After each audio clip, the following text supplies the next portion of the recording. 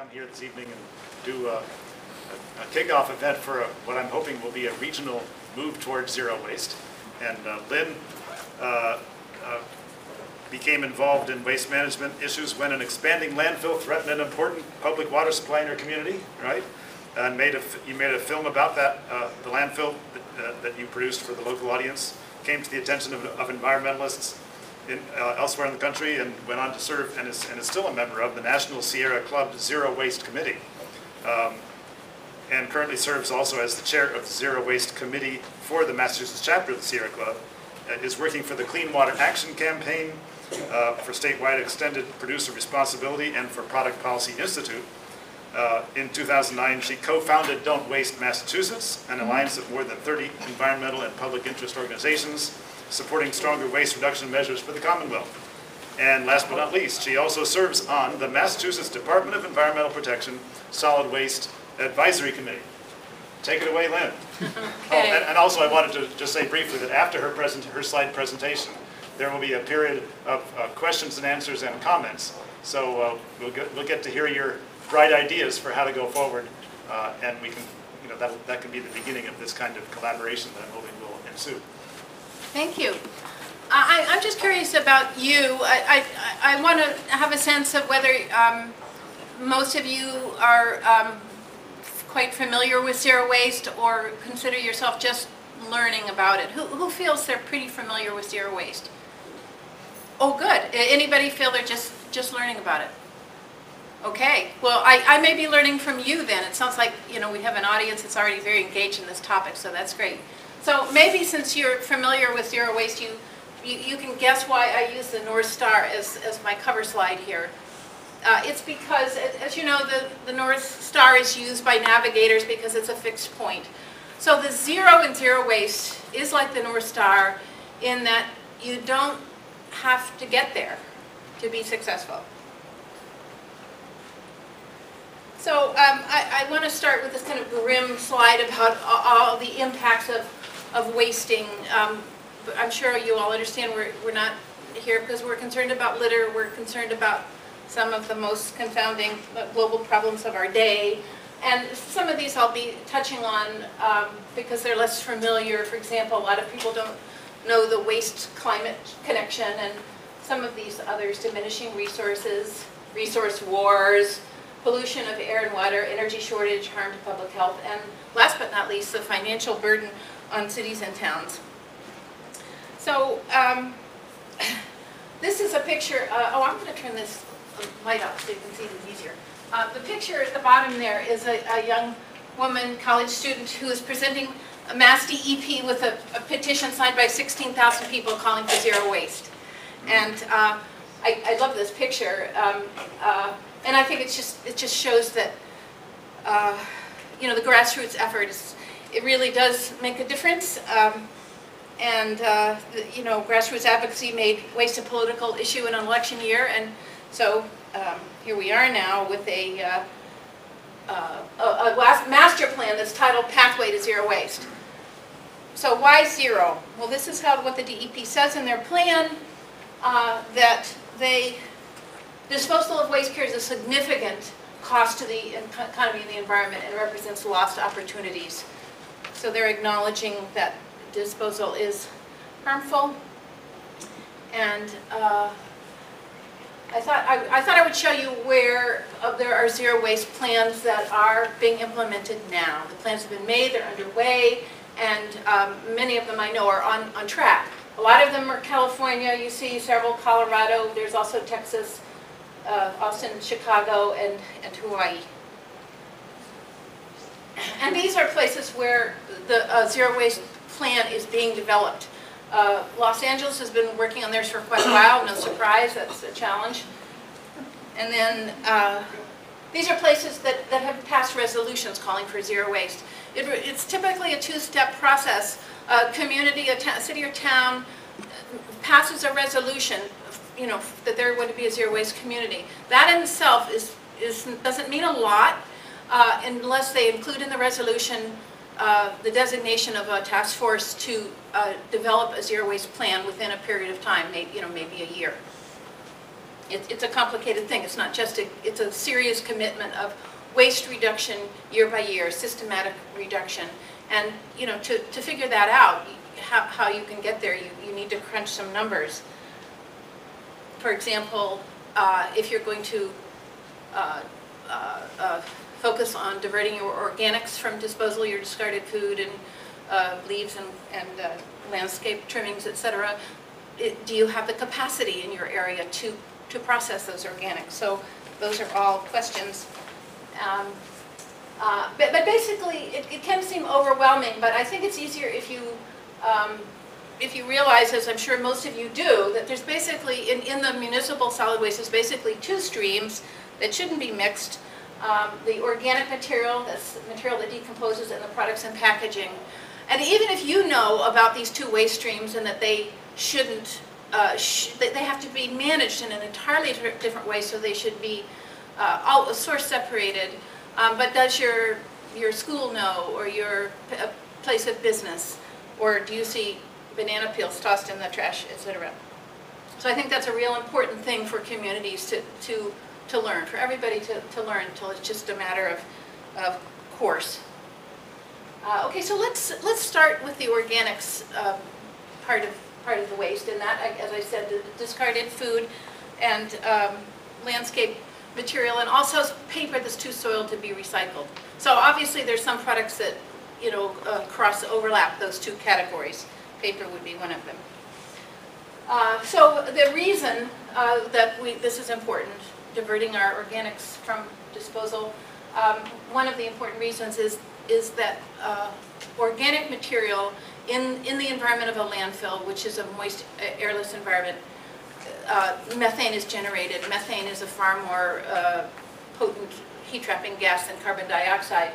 And this is a NASA map that shows methane around the polar ice caps.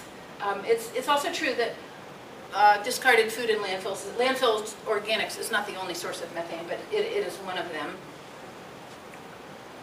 But there is a solution to this. We don't have to landfill organics, and there is a definition of zero waste and I have a sheet on the table here if you'd like to read it. I think it's important for communities to adopt the same definition, basically. But I'm not even going to read it to you now because it's a little on the lofty side, and I want to keep this discussion practical. So I thought we would start with an apple just to get a sense of what this zero waste business means. Okay, so say you have an apple and you still have it, and it needs to be you need to do something with it. So what are your options? One of your options certainly is to throw it in the trash, and in which case it will go to a landfill or incinerator. Estimates of how much discarded food is thrown away that is landfill or incinerated vary in my research from 27% to 40%. I think the 40% includes food that's discarded that is wasted in the harvest process. But a lot of it is thrown away. Another option, and of course we're not advocating the first option, throwing it away. Another would be send it to a large composting facility such as the one that serves San Francisco. This shot is from San Francisco. The green bins are for the discarded food.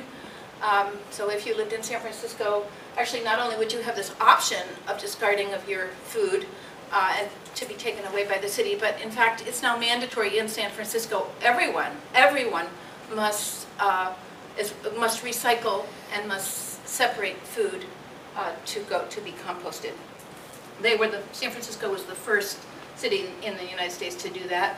And I also want to mention in Zurich, when I see these bins, it reminds me, in Zurich they have hundreds of neighborhood composting stations, which are basically containers like this, in neighborhoods, so you can take your food down to the corner and dump it. And in a surveying with people in the city about how they feel about this, the thing that they like most about it is social, because they've gotten to know people that they didn't know otherwise, in the anonymous urban environment. So zero waste changes everything.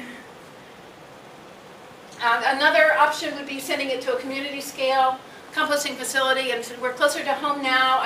This is a restaurant in Shelburne Falls. In Shelburne Falls, 5 restaurants share an organics dumpster, and that material is all taken to Martin's farm in Greenfield, where it's composted. There is an organics drop-off at the transfer station here in Northampton, and several places in Franklin County, I understand.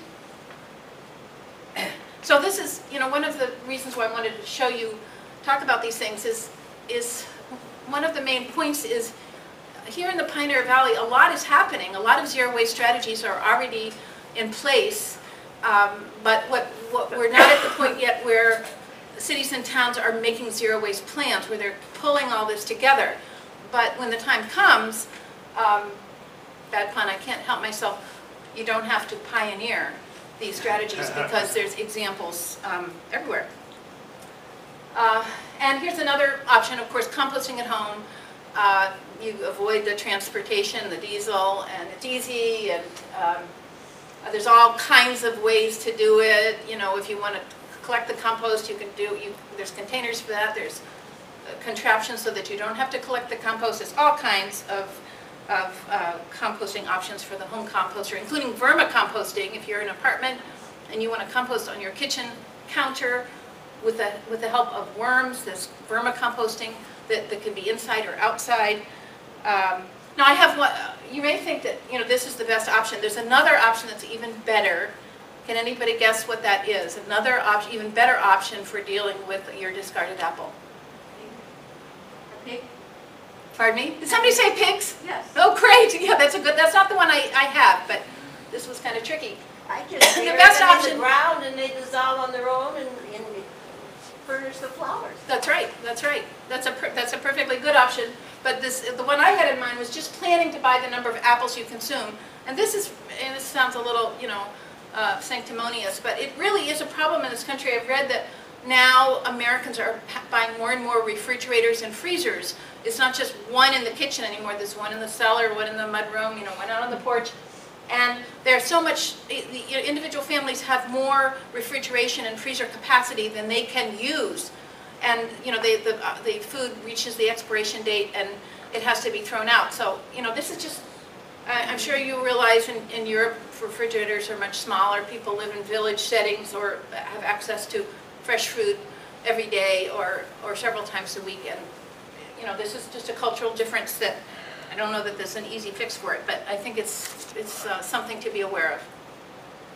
So what I did here is I just took all those options. I put planning ahead to avoid wasting as the best. And again, I want to mention with that, I used to think years ago when I was composting, after I grew up in Washington, D.C., where there was a trash pickup and a garbage pickup, and the garbage pickup was the discarded food, and it went to piggeries.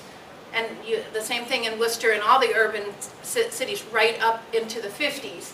And so as an adult, it was natural for me not to throw, I would not have thrown food in the trash. That would just, I didn't grow up that way, and so I couldn't consider that. So I composted from the start. But I used to feel fine about composting food. I didn't feel like I was throwing it away, but, as I grew older, I began to realize that food was, produced with a great expenditure of energy and emissions, and so you really do want to plan ahead to, avoid discarding food, even if it's going to be composted. Here we have, the hierarchy. This makes essentially, come in, plenty of seats. The hierarchy for organics, goes from, as I said, planning to avoid waste reduction is always first. With paper or cardboard, it's better to recycle. If it's clean enough to recycle, definitely recycle it, although you can compost it, and in commercial scale composting facilities, they can deal with breaking down paper or compostable plastics that are difficult to manage at home. And then again, this is just in reverse, composting on site if possible, community scale composting facility avoids less transportation, or in urban areas there's very large ones. The landfilling or incineration is not a zero waste option. Okay, so I just wanted to mention, if your community is not on the path of diverting organics, a great way to start is school composting programs. Amherst has one, or more than one, for example, and maybe some of the other, I'm sure some of the other communities in the Pioneer Valley have that too. This is a pride of place here, because this is from my area. This is the Quabbin Regional High School, and I want to point out to you, see these greens here? The material that's composted from the cafeteria discards are made into compost used in a garden at the school. The produce from the garden is used in the cafeteria, so this really closes the loop for these kids. And I think one of the most important reasons for doing it is to model responsible management of organics to the whole community. School is a good place to do that because it's visible, and kids come home and talk about it and are excited about it.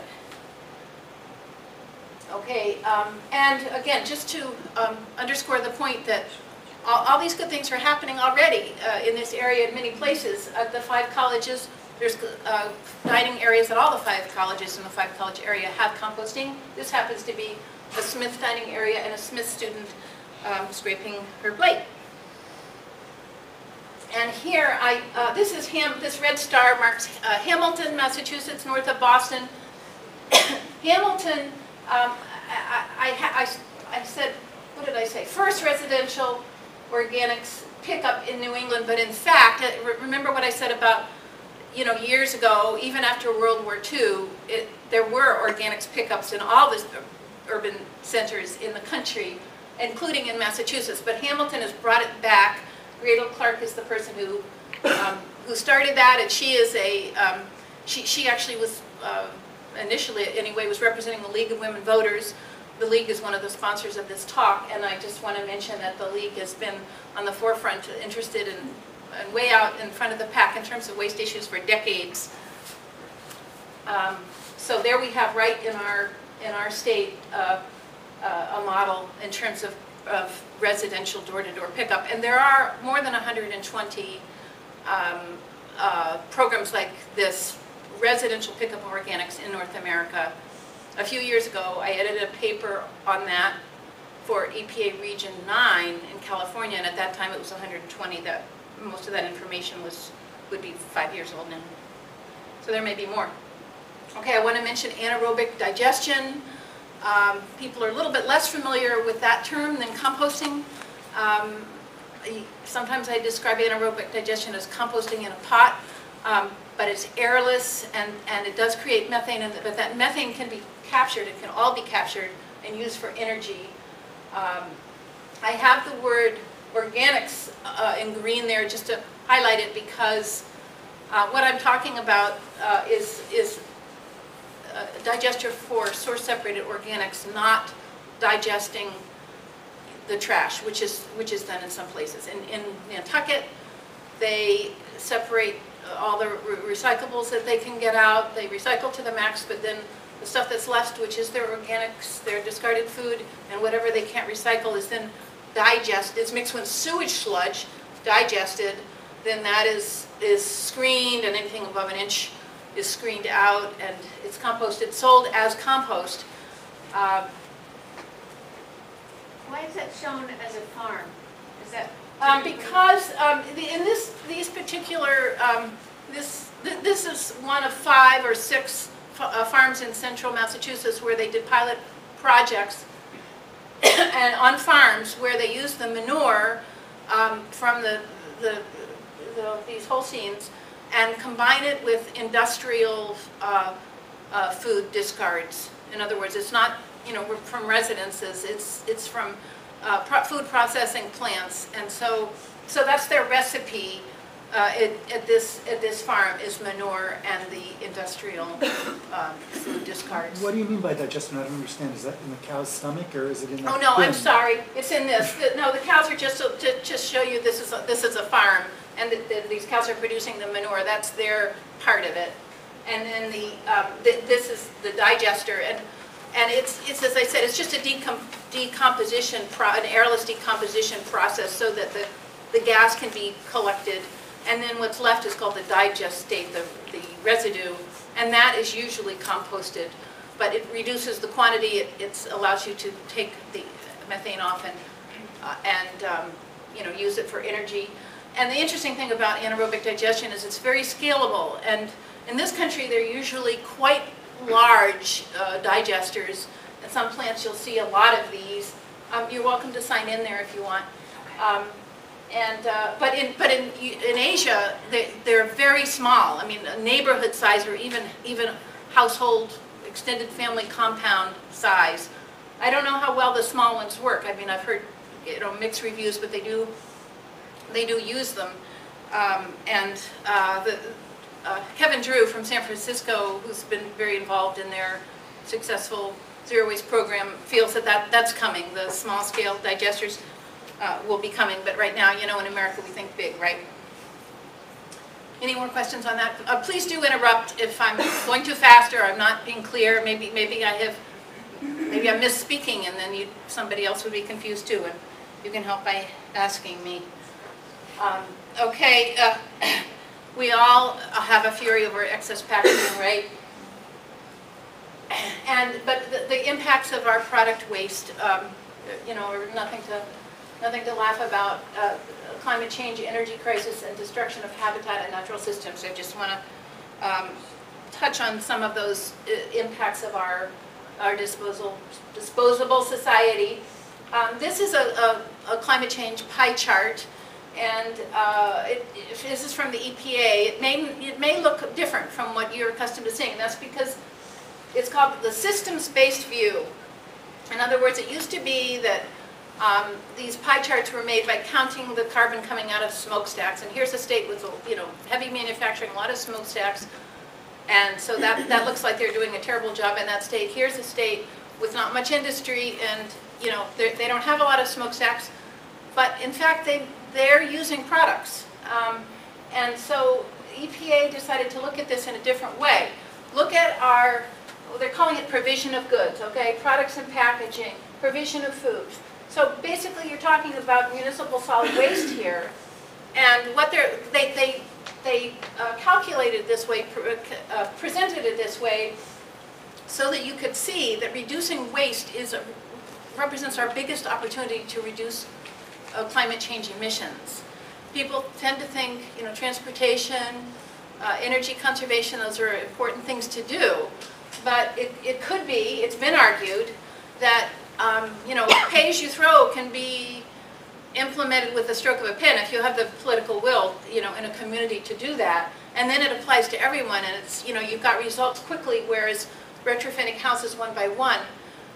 So it has been argued, Lisa Skumatz, who's one of the leading climate change economists, feels that reducing waste should be in the first tier of climate action plans.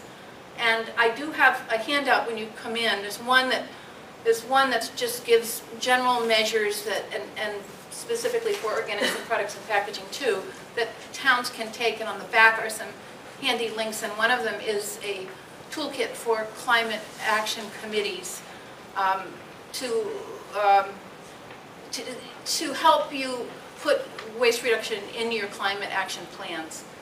We're still lacking good metrics on that, although some exist. I mean, the EPA can tell you if you have a computer that's say 3 to 5 years old, and you extend the life of it by 25% by not turning it in, hanging on to it, they can tell you exactly how much greenhouse gas emissions you have saved by that action. So does everybody see what we're saying here? I think it's also important to say that this area, we're not talking about disposal emissions. Well, we are, but that's a small part of that. We're talking about the emissions from manufacturing all these goods, replacing the things that we've disposed of. We buy, we use, we dispose, then new products are manufactured to replace what we've thrown out. And so that's where you're getting the carbon dioxide from the manufacturing of, our accelerated production disposal society. So those two green nodes represent the production, the transportation of those goods, as well as the disposal. As far as disposal goes, incinerators contribute actually more carbon dioxide per megawatt hour than coal-fired power plants, and certainly more than oil-fired and natural gas-fired. Not to say that they looking at the whole country that the incinerators are a big driver, because there's many more coal-fired power plants than there are incinerators. So, but per unit, I'm just making the point that per hour, clean energy does not come out of a smokestack. So, and in terms of energy, this is the number of BTUs of energy calories in a pound of garbage. I took a pound instead of a ton because if I had taken a ton, you know, the numbers would be too long. You'd go off the page here.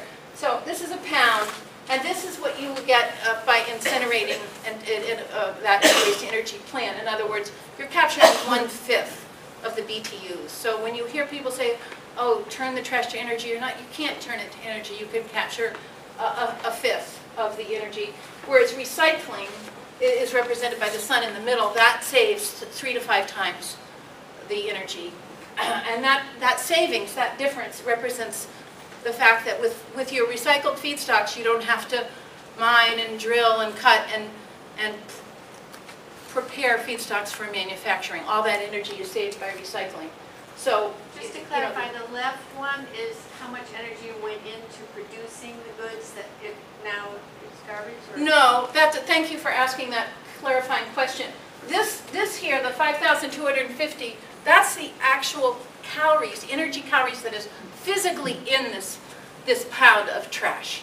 It's not the embodied energy, all the energy that went in. It's what's physically there. If you burn it. No, if you burn it, you'll only, that's this. If you burn it, you'll get this. So what represents, I don't think so. I think it's how much you burn, how much you actually can capture if you burn it versus how much is actually.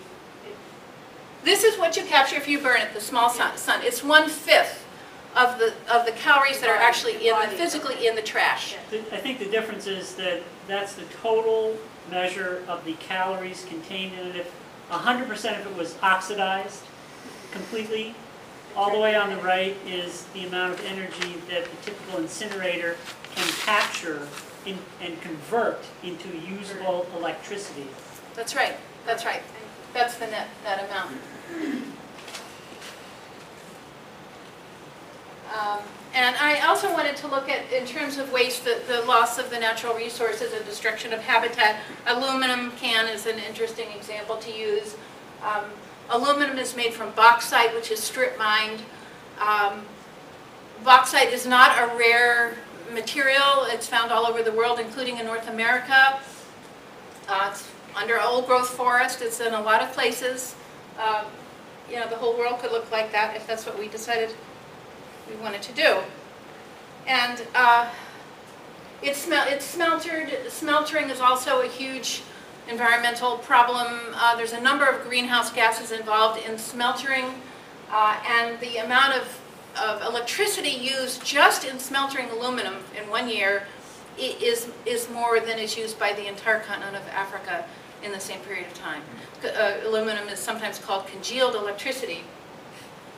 A lot of it is hydro, but it's still, that's what it uses, a lot of electricity. So in other words, this bauxite that was scraped from the earth, you know, representing the circle, the very first chemical reduction processes waste a half of that, and then the smeltering wastes a half of that. So what you get, what you end up with before you even have cans, this is just ingots, represents 25% of what you clawed out of the earth. You know, the zero waste hierarchy for products and packaging, reduce, reuse, recycle. You're familiar with that mantra, and but you may not be as aware that, or not everyone is aware that the reduce is the important one, and then reuse and recycle is absolutely necessary, but it's the last. After you've reduced as much as you can and reused as much as you can. Because, you know, you understand that recycling alone if that's all we did, that would be a downward spiral, because you can't, those chasing arrows notwithstanding, you can't keep recycling materials forever. In paper, for example, you can't keep recycling those fibers. It's true with plastic. You have to add virgin plastic in with the recycled content. So we can't rely on recycling alone. Okay, I thought it would be good at this point to look back at the period of time when when municipalities started taking responsibility for trash. At that time, this is from New York City around the turn of the last century. And it's a card for householders. You may think that source separation is something, new that's being touted as the latest and greatest, but no, there was a source separation. Right from the start, this card instructed householders to put ash into one receptacle. That's what they had the most of. Then their garbage, that would be their discarded food and other organics. And then their rubbish would be equivalent to the products and packaging. And just to give you a sense, this is the gray bar represents the amount of ash that was discarded by households in New York City in this waste characterization study in 1900. And then by 1960, which some of us remember, I remember well, look what happened to products and packaging. And then 2000, look at what's happened to products and packaging. Those of us who do remember 1960 remember that we were perfectly comfortable without all the disposables. Hi, come on in.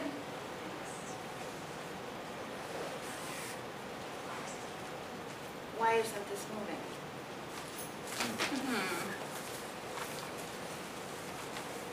Any ideas?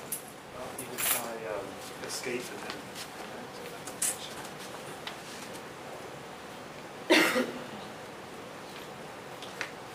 Escaping here.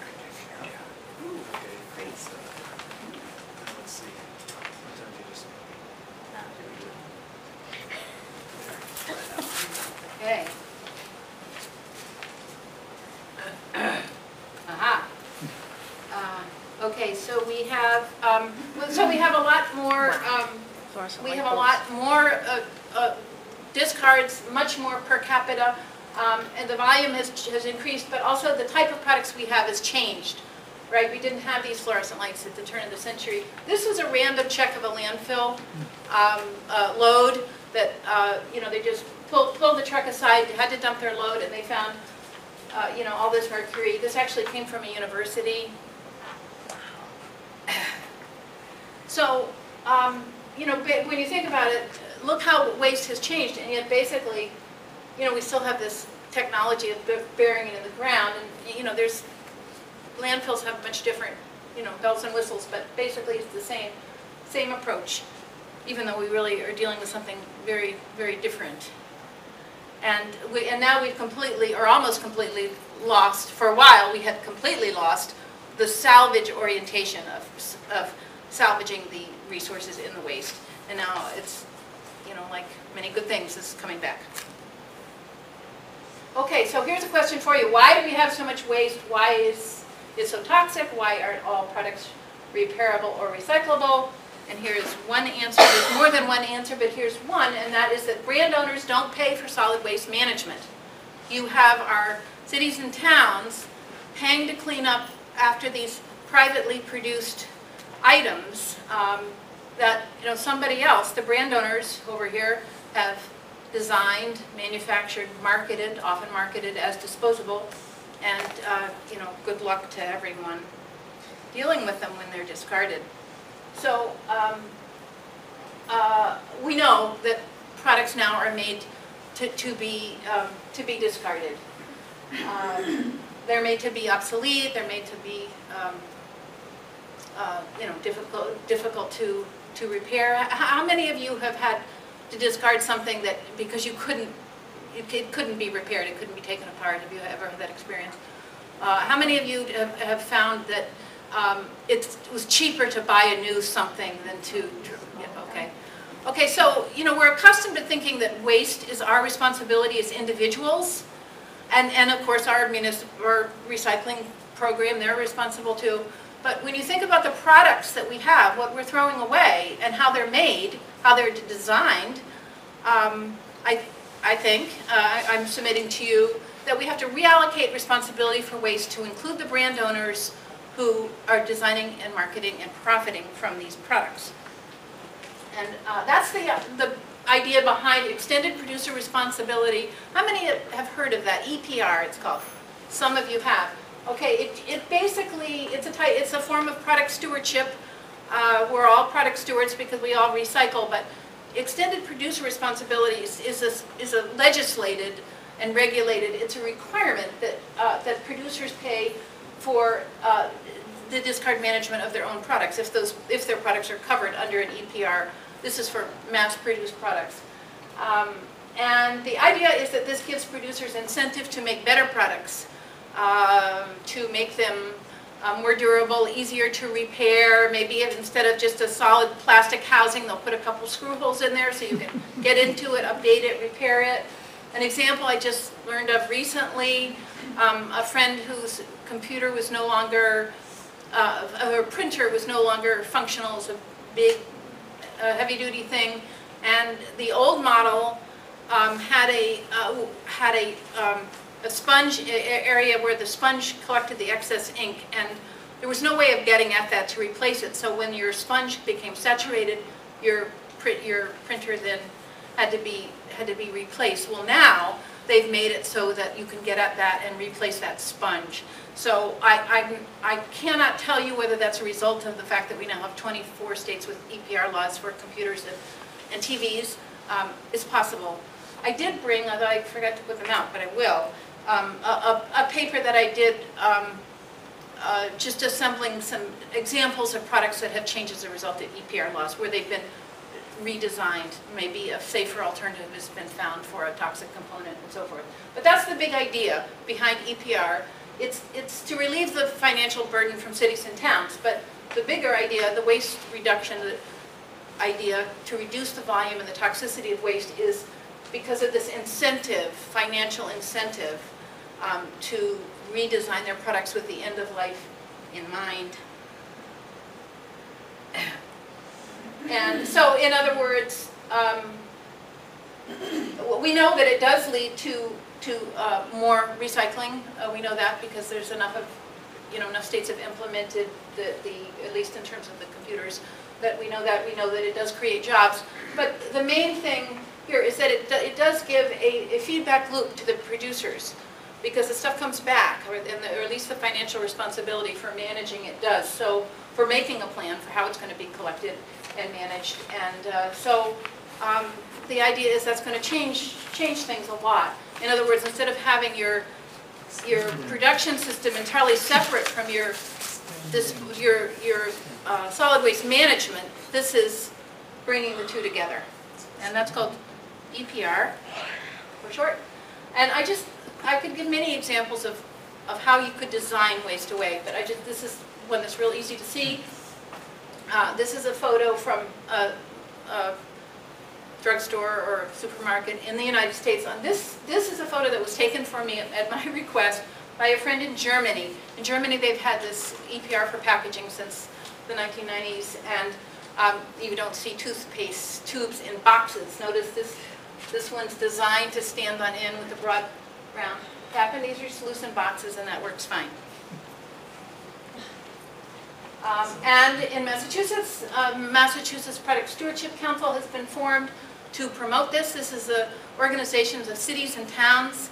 If your city or town does not belong to it, I hope you will join, and I can help you with that if you want to see me after. And there's a handout about EPR with my name on it. And I've underlined the fact here for this talk that Northampton, Amherst, Holyoke, and Springfield, I wanted to list area towns that are already working on the council. And we have the chair of the council right here, Northampton City Council President David Narkowitz. We'd be happy to have you join us. Here's David in the smiling group of council members who have just testified at the EPR hearing at the State House. And Rory Casey there is from Holyoke, another Pioneer Valley person. I think you probably get the, from what I'm saying, get a sense that in the future, the responsibility for product and packaging waste increasingly is going to fall upon producers. And increasingly, organics management will be municipal responsibility, not necessarily paid for with public funds. They could be the collection, the processing of the organics might be private, but it's something like now sewer and water that towns provide. It's increasingly, that will be seen as a municipal responsibility. You want to get, this is not stuff that you want to be driving around the country. You want to take care of it where it's generated, and a lot of it can be taken care of at home. So with less of the town's resources going for products and packaging over time as producers of mass-produced products take some of that on, then that will free up funds for other needed services in towns. EPR started with hazardous products, but it's spreading now. In California, they've passed a carpet EPR law for carpets, and in the first month after it was passed, 2 new recycling facilities opened up in California. Okay, I want to talk about reuse. EPR affects product design, so that's waste reduction at the source. EPR products can be channeled into reuse or recycling, but I wanted to emphasize reuse since that's more important than recycling. This is Urban Ore, a resource recovery park, and it's all the way out of California, but I wanted to mention it. It's because it's famous, it's fabulous. This is only 1/3 of the acreage, a third of the floor space they have, and then there's a couple acres outside of building supplies. A lot of them salvaged from the landfill. The couple who started Urban Ore started as scavenging from the landfill, and now everybody in Berkeley knows and loves Urban Ore. It's it's where smart people go to shop. And I just wanted to mention the community benefit, the financial benefit of Urban Ore, which the taxes they pay, what they pay to purchase from residents for resale. It totals up to $500,000, and 7,000 tons not gone every year that doesn't go into their landfill. That's 14 million pounds every year. So Berkeley loves their resource recovery park, and these are being designed around the country. It's basically a place. It's a place where things can be brought and things can be sold. It's a retail space. Depending on whether it's 3 acres or 300 acres, you could have a lot of processing of materials on the spot. You could have composting. It just depends on the scale of it. But it's interesting. Urban Ore at one point they had to move. They lost their lease and they had to move. And the city of Berkeley really bent over backwards to help them. They rezoned. They lent them $100,000. They did this whole list of things. This was a real public-private partnership that has enabled this to be so successful. And okay, I love this. This is Harmony. Has anybody ever heard of Harmony Springs Beverages? Okay, Harmony Springs started in Northampton on Holly Street. It's over 60 years old. They're in Ludlow now, and they refill their bottles, their beverage bottles. There's only 2 companies, as far as I've been able to determine, beverage companies in Massachusetts that use refillables. This is a mom and pop operation over 60 years in the same family. The other one, which is in Rockport, the other on Cape Ann, that company started in it's not 1907, and people say we'll never go back to refillables. Well, I really thought they were extinct. I was delighted. I mean, I knew there was a beverage company in Rhode Island, a refillable one, and in Connecticut, but I was just delighted to find that there are 2, and so reuse businesses are, you know, we need to hold them up and shine light on them and support them, because I think we need more generic shapes and sizes, because when everything is proprietary, shape, the Coke bottle, et cetera, you can't have this. It's too right, much. yeah, that's a very good point. In Canada, where most of your beer is sold in refillable bottles, and by the way, most of the world drinks out of refillables, they do have that uniformity. And I just learned from the person in Rockport that is still carrying on the family business. He's the last of the family, and he says they no longer make the refillable bottles. So what they're doing is buying the old refillable bottles from companies that aren't using them anymore. So what I want to know is, why don't we have a Massachusetts, or at least a New England company making these bottles? I could go on and on. Okay, so zero waste. Let's think for a minute in terms of a plan. Looking ahead, what would your community have to do to get there, or darn close?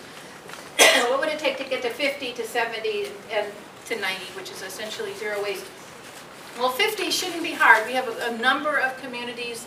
I'm going to say 15 to 20, over 50% in Massachusetts right now. In California, there are, my understanding, 37 towns that are, or jurisdictions that are over 70. So, you know, this is not, should not be a big strain. Okay, so let's look at 50.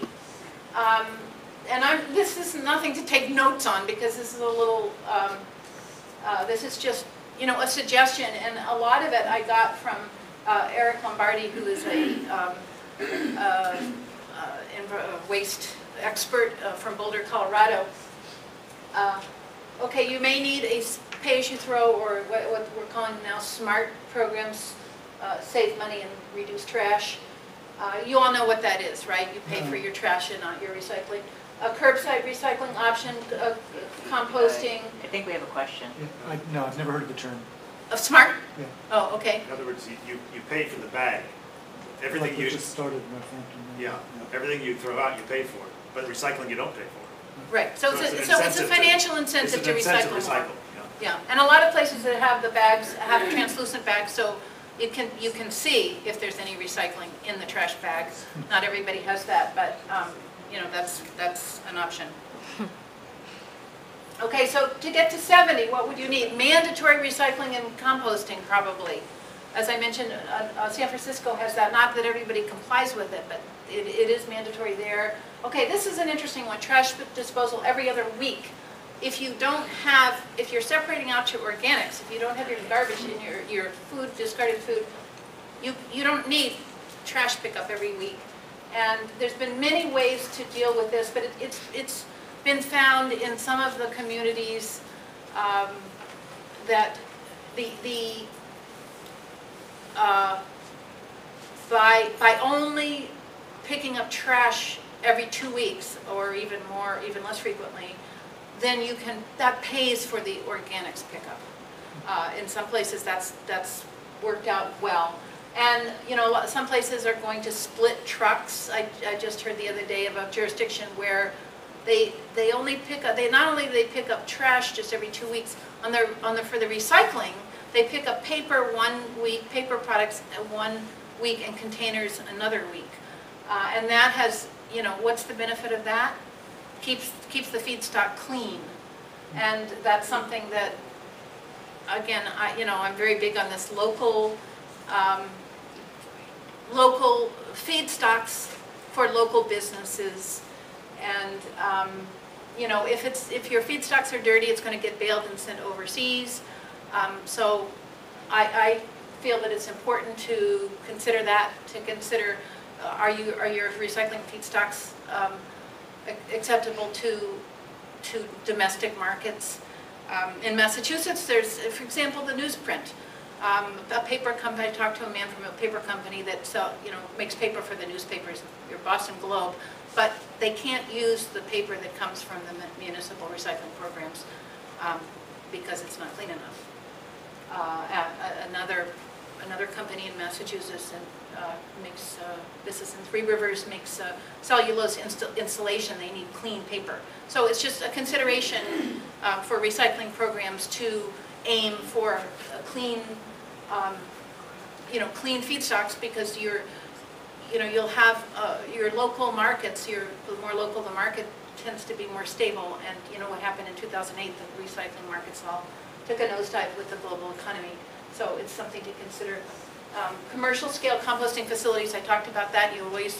Actually in 2014, the DEP hopes to have mandatory diversion of food waste from institutions, schools, hospitals, and so forth. And so we've got to ramp up these commercial scale composting facilities. And again, repair, reuse businesses, we have to support. We have to have some C&D recovery, statewide EPR for multiple product categories if we're going to get to this level.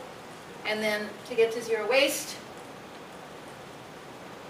oh dear, John, I'm going to need you again, if you would do this for me. So magic is going to work here.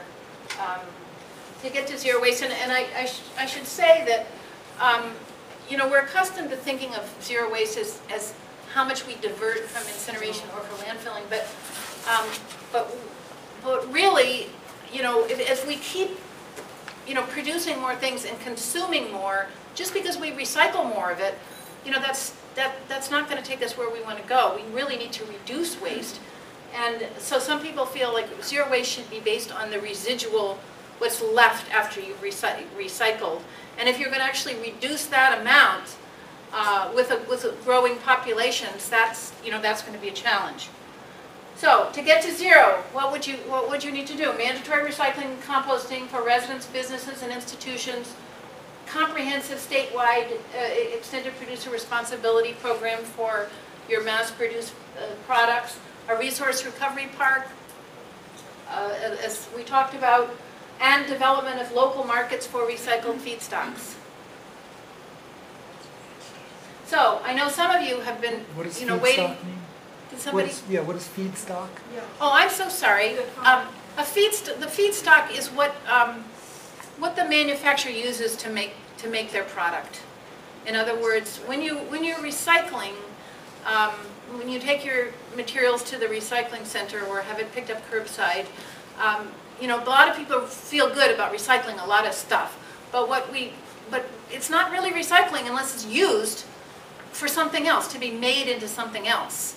And you want things to go to the highest and best possible use. In other words, if you're cleaning out those peanut butter jars to recycle, you want your glass, you want that glass container to be a container again, rather than roadbed material or daily cover on a landfill. So that what you're creating by recycling, by taking your stuff to the recycling center, the transfer station, or having it picked up, is that's the collection of the material. But the next step is the use of that material for manufacturing new products, and that material is your feedstock for the manufacturing. Is that Yes, in the back. Sorry, what was C&D? Oh, I'm so sorry. That's construction and demolition. It's really inexcusable that I'm throwing out these acronyms.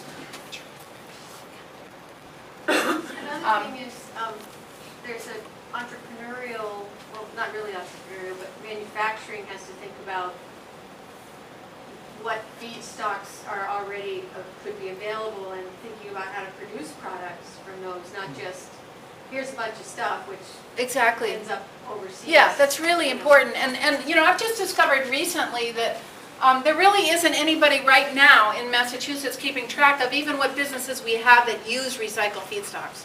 I mean, I think you can find that information, but the DEP used to keep track of that. I don't think they are anymore. There used to be the Chelsea Center where they were bringing recyclers and manufacturers together. That's not happening anymore. So, Speaking of acronyms, the DEP. I'm sorry, Massachusetts Department of Environmental Protection. I'm not just hopeless, so thank you for pointing it out when I do this. That was my guess. But Yeah, please do ask.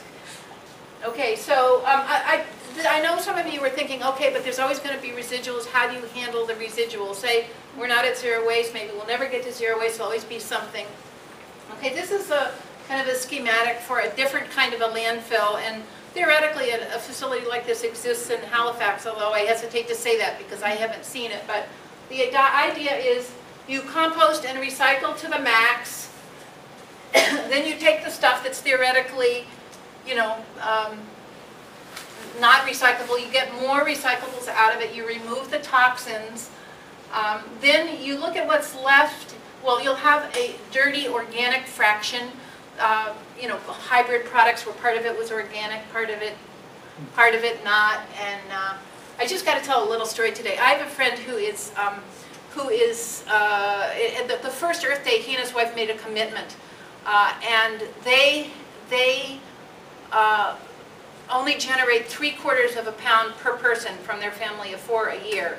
I have seen their 15 years worth of trash. It's in one, you know, Whole Foods brown paper bag. 15 years of a family of 4. That's their trash. And you know, I was looking at what's in there, what's in there, and one of the things was in there was something that was a toilet brush, and it was a hybrid. So, and of course they do more than most people would take things apart so they can, you know, recycle the components of it. But some things they say to heck with it, it goes in the brown paper bag. So you would have, say, your dirty organic fraction, and that would then be processed. It's called MBT, mechanical biological treatment. It would be stabilized so it doesn't produce methane. And then what's left here from your recycling efforts would be studied in terms of research for better industrial design. You're still going to have something left, some tiny fraction, and that would have to be in some kind of a storage, not necessarily in the ground, maybe not, but in other words, it would be a different type. If you call it landfilling, it would be very different from what we have today, which, you know, is beyond the scope to explain landfill technology today. But this is a different type of landfilling. Or Talk about the more toxics, please. the what? More toxics. Talk about Oh, that's just there would be an effort to remove toxic material from the residual that ends up being stored, as well as stabilizing the organic fraction of it. So we're getting to the... Do we have the capability to do that as it stands now? Yes. Okay, so I think it's interesting to compare Boston and San Francisco because they're very similar. They're both coastal towns. They both have less than 1 million people, little space, a lot of ethnic diversity. So for a lot of people, English is their second language. And yet they're on their 30-year zero waste plan, and they are on target here. They are on target. Whereas Boston, we're talking less than 20% recycling rate. So, you know, what's the difference? I'm sure there's lots of things we could speculate, but you know, basically it does come down to political will, and that's where you come in. That's where all of us come in. This is an albatross chick who died of plastic. I'm sorry to show this disturbing image, but I really think that, you know, we need to see images like this to really understand, to really grasp how far we've gone astray in terms of our natural systems. You know, destroying our habitat and natural systems.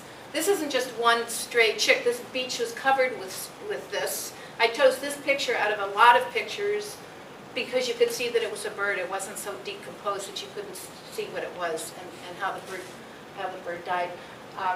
You know about marine debris. Actually, EPR on the West Coast, EPR is something that the Ocean Conservancy people are hoping will address this issue. But again, for people who aren't motivated, you know, you really need, I think, to see images to grasp how we need our natural systems to live, and we need to start conserving them. But I'm not going to leave you with that image. As I've said that, you know, we've been talking about public policy, that it's not just up to individuals, you need public policy, but of course the public is people, right? So I wanted to show you the faces of public policy. Zero waste heroes here, kids with the bottle and can drive, and here's somebody teaching composting at a fair. And So just in closing, I want to say that, to remind you that you're all very conversant with these issues and you're concerned about it or you wouldn't be here. But maybe you're thinking about, you've got a neighbor that doesn't recycle anything and it's disgusting to see the things that they're throwing out, or there's that public official that just doesn't get it. But you need to remember, of course, that not everybody has had the opportunity to become conversant with these issues, but we have to move forward as a community. So I hope you will bring your good humor to the community dialogues that need to ensue to move forward. So.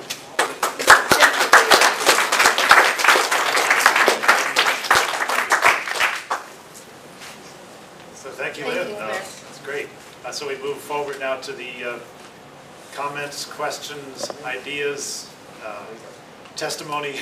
Yes. Well, I love the idea of take back and making the companies more responsible for the junk that they're producing. I remember when I was a kid in New York City, back in the mid-'60s, it seemed crazy to me that the New York Times was delivered to all these apartments, the apartment buildings, but then the individuals had to get rid of the paper. But if somebody is there dropping them off at the very same time, they could pick up the old ones. Right. And that was 50 years ago in my head. And it seemed like Right. the newspapers here, I mean, there have been little campaigns to try to get the Republican to stop dropping those purple bags and stuff. But it seems to me that maybe the local newspapers and also the phone books that we all get, and people don't even use them, I mean, 2 or 3 different phone books, that maybe with local companies, whether or not there's a statewide Actually, there is bill to get them, that there's would be a a pilot good project. There's a pilot project just for that very thing, a phone book and catalog opt-out project. Some people say, instead of calling if you want to opt out, you should have to call if you want to get the phone book. No, but I'm talking about making Yeah. them pick them up, Right, the old right. ones, when they bring you the new ones. Right. Well, It's not going to that's take any more transportation. They're already at your house. exactly. I agree with you completely. I've heard that idea before, actually, because it makes so much sense. Yes. I was involved in the state passing the stretch code that gives Yeah. there's an above energy code that a town can adopt, and one problem is that the education isn't even around yet, and all these towns have passed the stretch code. So if Northampton is considering What's the this, stretch code? it's an energy code that's more efficient than the state code, and towns can adopt it. For So building. If we're doing this here, I'd really love to see the education come way before the implementation date, Yeah. not the other way around, because Right. it's really very difficult. I think that's an excellent point.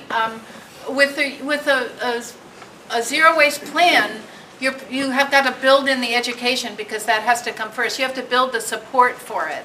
And a lot of people, they don't understand the impacts of waste, but they may be open to it if they're given the information. So you're right, because you can hand down the laws, but people have to comply with them, with the laws. And right now they say in San Francisco, where they're at 75% diversion from landfilling, that if everybody were complying, they would be at zero waste now, or at 90% diversion from disposal. Yes. Could we hasten this along by allowing the magic of the free market to intervene by not having a regional landfill in Northampton, and therefore hopefully astronomically increasing the cost of disposal, so that other options will become... Well, that's brilliant, and in fact, isn't that the case? Is that the plan? Isn't that the case that the landfill? Where's David Narkowitz? It's closing when? Yeah. So I understand that the solid waste task force has been looking at this issue of how the town is going to manage after the landfill closes. Yeah, the solid waste task force made a series of recommendations to our board of public works. About how to deal with some of these issues, including looking at EPR, looking at developing a zero waste plan, Right. and some other issues like the smart trash bag system and things like that. So the task force studied the issues and put forward a series of recommendations that are now in in the hands of our Board of Public Works to try to implement. Right, if you're from Northampton, you know, get involved. Is anybody here from Green Northampton? Green Northampton is, actually their contact information is on this sheet. This sheet is one that has ideas for, I'll just pass it around. If you don't want to take it, just pass the pile along. On the back is, if you're interested in getting involved in forwarding zero waste in the Pioneer Valley, there's a contact for Northampton and contact for Amherst, and we have some sign-in sheet too. So hopefully, you know, those of you who have ideas, and you do, can, you know, meet up and see if you can't, you know, forward this. Yes. I'm MJ Adams. I'm on the Board of Public Works, and I'm the chair of the Solid Waste Education Committee, which is morphing into the committee that is looking at the recommendations that came out of the Solid Waste Task Force. In Northampton here. Yes, in Yes. Northampton. And the Maybe you could talk louder. Oh, usually not a problem. I'm on the Board of Public Works, and we've taken the recommendations from the Solid Waste Task Force, and there's a subcommittee of the Board of Public Works, that's the Education Committee, that's now morphing into a committee that's going to pick up and run as far as they can with the recommendations that came out. We're just transitioning tomorrow to the SMART program, the pay-as-you-throw bag system. There's little bumps in the road, we'll get through those, but the next highest priority is in the interest of the committee is to really move on and to take a look at the reuse center and how to then tackle the zero waste management. And we've got a number of people in town who've expressed interest in it. We would invite anybody who's interested to contact Karen McMillan at the Board of Public Works and express your interest. We meet on the third Wednesday at 8:30 at the Locust Street office, and we welcome anybody who wants to get involved. AM. Yeah, I didn't put the kind of the government context on this sheet. I put the, well, I guess actually I did. The Amherst landfill alternative is a pointed, but you know, I don't think it matters much. What matters is that these people, officials, you know, who've been tasked with these responsibilities, want evidence of public support for these kinds of programs. So that's where you come in. Is you know, however you want to, you know, express your support, going to meetings, writing a letter, signing a petition, you know, meeting in groups, whatever you need. The community needs to work together because they need public support for these programs. And we have 1 year. I mean, we have 1 year to make a big change here in Northampton, and I would encourage everybody to take this year and seize it, because in a year's time, that landfill is closing, and we really need to figure out how we're going to handle our solid waste future. Okay, there you go, folks. Just out of curiosity, how many people are here are from Northampton? And from Amherst? Okay, so how about other? Okay, good. You know, I mean, we could meet again next year this time and see what changes have come about, see what, you know, what your communities have come up with. Yes. I was going to say, it was interesting to see in Germany that they had unwrapped tubes. But here in America, where we have so much shoplifting, even every small object is overpackaged. That's right. And as I say, that takes an awful lot of waste, I would think. Right. Yeah, I know there are arguments for packaging, but there may be ways to get around the issue of the shoplifting. Well, there's also a culture in America where people like things packaged a certain way. For example, olive oil.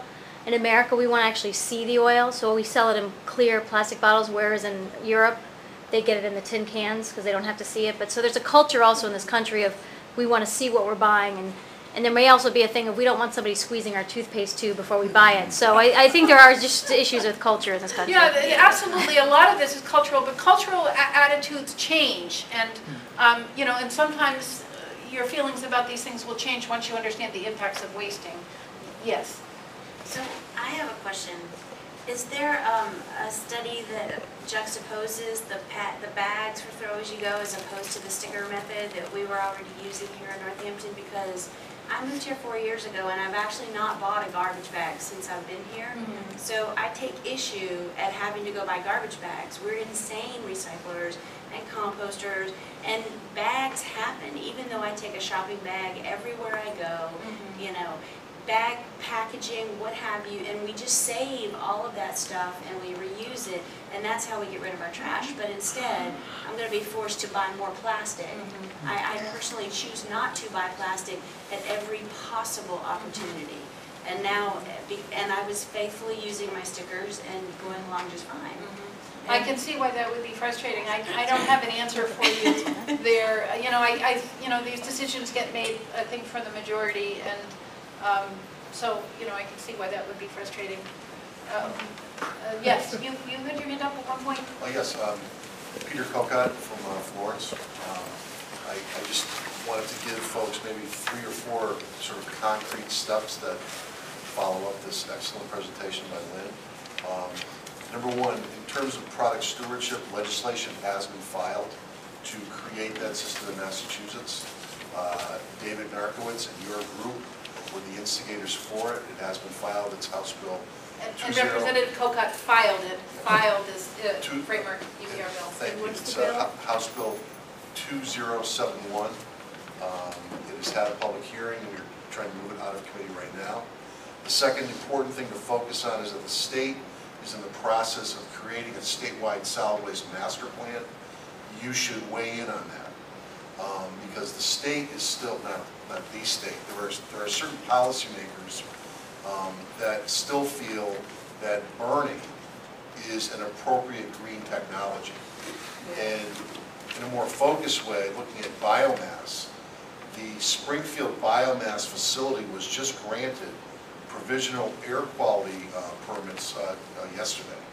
When you look at biomass, there is no way that that should have been considered green technology. When the federal energy law was passed, the carbon dioxide emissions of biomass plants were not considered. Therefore, you have folks out in Russell, Springfield, and elsewhere trying to take advantage of the tax credits and carbon offsets to basically make a profit off those biomass plants. They're never going to make a dime selling electricity from those plants. The only profits coming to those proponents are from the carbon offsets and tax credits related to their being deemed a green technology. So the public really has to weigh in on policymakers to make sure that those sorts of things don't slip through. Right now, the Committee on Telecommunications and Energy is working on a report looking at the new biomass regulations. That committee is going to have a big say as to whether or not those very weak regulations are continued or whether those regulations are going to be strengthened. So there's a lot of people in Boston working very, very hard on that right now. You have a number of legislators in this area, John Sybeck, Ellen Story, Stan Rosenberg, who are all working very, very hard on that. I'm going to leave you, because I have to go, I'm going to leave you with 6 very important words though. Bottle bill, bottle bill, bottle bill. The enhanced bottle bill hearing is July 20th. If you're not doing anything that day, come on down to Boston, come see me. But we need to pass that bottle bill this year.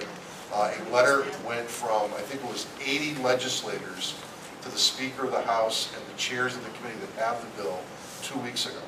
So there's a broad level of support. It's bipartisan support. It's not related to whether you're in a party or not. But there's widespread bipartisan support to pass the enhanced bottle bill. That alone would be a huge step forward during this legislative year. So July 20th, enhanced bottle bill, come on down to Boston, or if you can't come, send in testimony to the committee. If you go on to mass.gov, go into legislature, you can follow the bill's progress, you can find out where to send testimony, who to call, etc. What's the bill number? I don't have the bill number, but it's, if you just put bottle bill into bill search and mass.gov, it'll pop right up. Or the Don't Waste Massachusetts, if you can remember, Don't Waste Massachusetts, Google that, and that will take you to, it's a website in progress, but it does us information about the bottle bill and the e-waste bill. It's mass.gov, and Alice Wolf from Cambridge is the primary sponsor. I'm a co-sponsor, and I believe every legislator here in the Valley is also a co-sponsor. And that other bill, did you say is 2021? It is House Bill, it's a former legislative debate, I was doing lots of papers. It's 207. House Bill 2017. Oh, one Oh, okay. And what's the name of it? That is pause while I put on my glasses. An act relative to create a framework to reallocate responsibility for discarded products. And the sponsors are myself, Brian Ash from Springfield, Jamie Eldridge, Jonathan Peck, Kay Kahn, Jason Lewis, Carl Shortino, Ellen Story, and Cleon Turner, which is about 2/3 of the Progressive Caucus. One more issue that I would love to see the state of Massachusetts get on top of, which is the fact that 25% of materials that should not be going into a landfill are allowed in on a daily basis as covered. And when I went to the Springfield office of DEP, I was shocked at the kind of toxins that were going in and the incredible tonnage of those toxins. And of course, even though the landfill in Northampton will close, all of that stuff is still going to be in there, is still going to be going into the air, the water, the soil, and still causing cancers and leukemias and other diseases in the people who live near it. It really ought to be changed not to allow that. And that is part of the new solid waste master plan that's being talked about right now. And in fact, if you look at Chapter 21E, which is the hazardous waste law, coal ash is not considered a hazardous waste. It's commonly used in a wide variety of applications. It's got all sorts of things. And you're saying there is the solid waste master plan is being considered right now. Those new rules, you can impact that exact issue through those regulations. Claire? I'll be super quick because I know it's getting late, but I did want to just introduce myself. I'm Claire Miller. I'm the Western Massachusetts organizer for Toxics Action Center. Our website is at the bottom of this great resource page.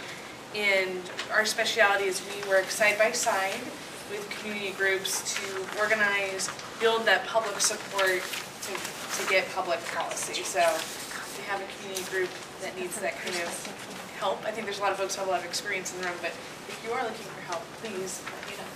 They actually have a great bill that they're working on, the Safer Alternatives Bill. Great, another really important bill, yes. Talking about toxin, I mean, I'm incensed like she is about having to use the plastics. But I'm more incensed about the incandescent light bulb, which does not have toxins, being replaced by these new light bulbs, which have mercury in it. After I had to give up my thermometer, which is this little, everybody's going to have those with mercury. Now, I'm worried not only about the toxins, I'm worried also about these people that are the producers, which are supposed to put some money toward the sale of those, which can say it was a law that made us do it, so we're not responsible for this. Plus, I'm worried about where this stuff is going to go once our landfill closes. And I'm worried about the people who are making it and the people who are extracting the material to make it. Right, yeah. And the maddening thing is, particularly with the mercury, there safer alternatives can be found, but the producers need a financial incentive to be motivated to change and use safer alternatives. The idea of EPR is that it incentivizes innovation, business and technical innovation. What stopped them from putting the mercury in auto switches, that activates the electric light when you put up the trunk of your car, that was because when those cars were demolished, the melted steel industry, it became the fourth biggest source of mercury emissions. And so they found, guess what works just as well as mercury, a ball bearing, that slides down and activates that. So, it's just we could find safer alternatives, but they need legislation and be required to be responsible. Somebody else had their hand up? There are a lot of opportunities to properly dispose of, recycle compact fluorescents, other fluorescent bulbs, all these bulbs that have the mercury in them. Many of them are free. There are lots of ways to get them disposed of without throwing them in the trash if the mercury is recovered fully from those lamps. How do we do that? More education is Yeah. needed. Right now, we have, in the legislature, we have a mercury, we have 2 mercury bills of thermostats and lamps. And they're EPR bills to make producers responsible. So again, if you can express your support to your legislators on that one. Yes. It's important to understand that that responsibility for the mercury in production is definitely needed. But an incandescent light bulb, at least in the state of Massachusetts, unless you have solar panels on your house, which I unfortunately do not, we burn coal to get our electricity. And that incandescent light bulb, and using that incandescent light bulb, puts more mercury into the environment than properly using a compact fluorescent light bulb does, because of all the mercury produced by that coal-fired power plant. Yes, we need to be careful with our bulbs. Yes, we need to recycle our bulbs. And those bulbs are not an end place of being. It's not the final state of efficiency. It's just a step in the direction that will get us eventually to not using a toxic bulb and using one that uses less energy. Are there any more comments or questions? Yes? The one thing I just want to say about the fluorescent bulbs is the fact that if they break in your house, which one did in my house, you know, if you read the directions on the box, it's like, open up all your windows, do all this, like almost get out of your house for a little while. I mean, it's very, you know, and maybe it's not a lot of mercury, but they give you a lot of warning on that box of what you're supposed to do. And of course, we read the box afterwards, unfortunately, and we vacuumed, which you're not supposed to do. So then we had to get rid of our filter. So I'm just saying that there's other concerns, especially if you have small children or anyone that, you know, they break that bulb, they could be breathing in mercury. So that's a concern that I have with them. I know that there's pros and cons, but that's just a concern I have. I guess my question is, all of those things that can't seem to be recycled. I recycle like mad, and I do tons of things for reuse and reducing, but VHS tapes, you know, they're just suffocating us, I think, these days, the VHS tapes. And CDs will be the next thing, and DVDs, because they're ending. These things are being produced, but everyone's getting rid of them, but yet we're filled with them. So, I mean, do you have any suggestions on these types of things for any way to, I mean, I'm keeping in my house because I don't know what else to do with them, but I just, eventually, I'm going to have to find a place to put them. Eric, do you have suggestions? A number of the people who collect things like books and things like that are collecting used CDs and used VHS tapes and finding markets for them.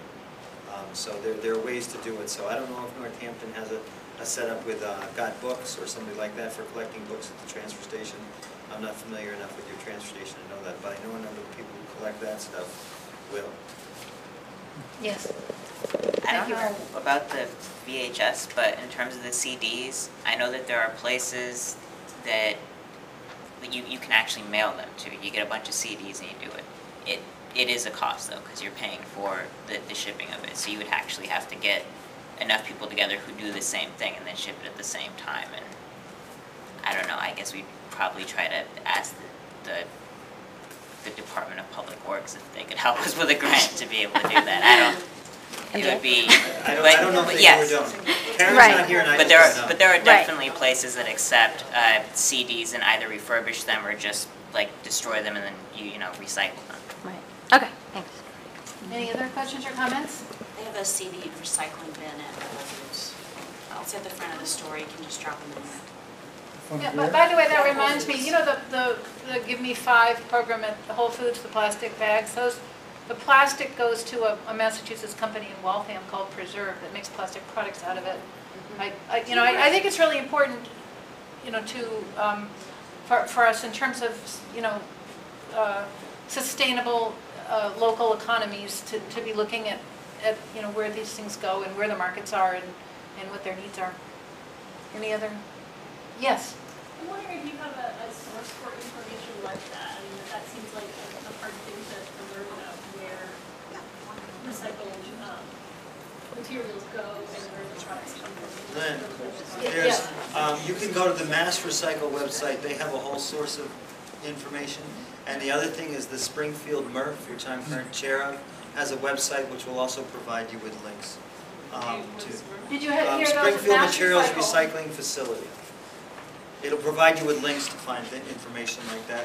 And the other site, which I have found really useful in terms of information and educational information, is the EPA website. EPA has gone out of their way to do good on the education side of things.